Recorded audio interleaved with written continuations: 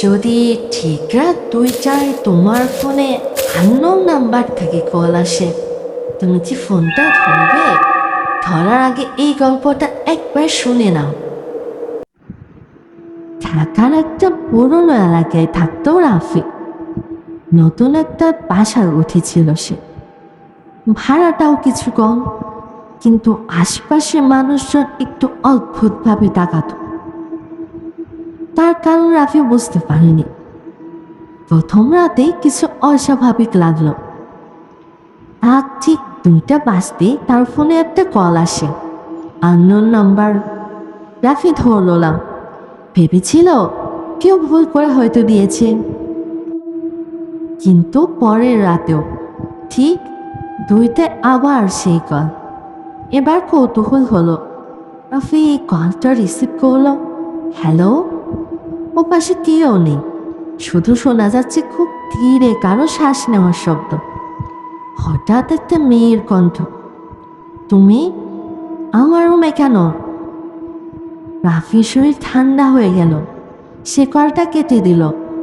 পরের দিন বাড়ির দারোয়ানকে জিজ্ঞেস করলো, এই বাসায় আগে কে থাকতো?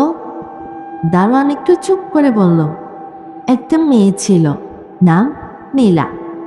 3 মাস আগে ঠিক এই রুমে ফ্যানের সাথে ধুলে। রাফির বুকটা ধরফর করতে লাগলো। সেই রাত আবার 2টা, আবার কল। এবার রাফি ফোনটা বন্ধ করে দিল। কিন্তু হঠাৎ তার রুমের ভেতর থেকে ফোনের রিংটোন বাজতে শুরু করলো। সে তাকিয়ে দেখে তার ফোনটা তো বন্ধ। তাহলে এই রিং কোথা থেকে আসছে? ধীরে ধীরে সে খাটের নিচে তাকালো। সেখানে একটা পুরনো ফোন, স্ক্রিনে লেখা ইনকামিং কল রাফি। মানে ফোনটা তাকেই কল করছে।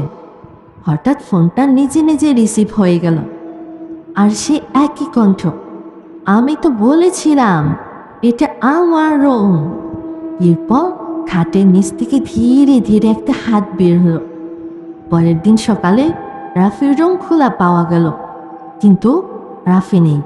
শুধু খাটের নিচে পড়েছিল একটা ফোন, স্ক্রিনে শেষ কল রাত 2টায়।